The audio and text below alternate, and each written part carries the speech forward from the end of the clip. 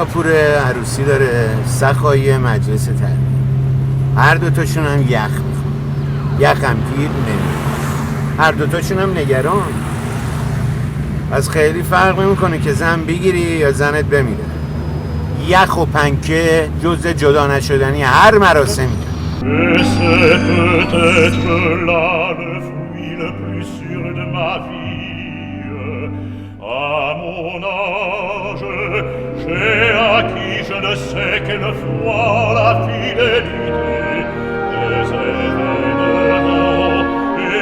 J'ai toujours vu que tout être jeune et beau, créait tout autour de lui des événements jeunes, beaux et heureux.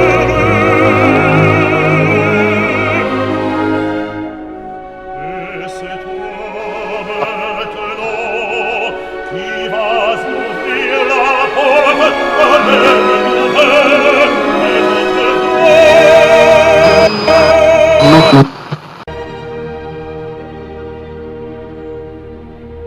اما تو کجایی؟ بابا این کیاپور و سخایی دیوونم کردن، حیثیتم رفت. قرقر و شرشر عرقش مال ما، کولر آب یخش مال شما. حله. و با آگاهی دوستان عزیز میرسونم که این هواپیما در نزدیکی تهران و در ساعت 12:45 دچار سانحه شد. محمد یخا چی شد؟ تخمشون علق خورده، قطعی برق همه دستگاهشون سوزونده، آبم قطع بوده. همون راست میگن خوشسالیه. این که از هوام گرمتره یارو. چی کارش کنم داداش؟ یخ پیدا نمیشه تو این مانقصا. به خودت هم خوب میدونی دیگه، مافیا یخ خیلی سنگینه. بعد مافیایی چیکارش بکنم؟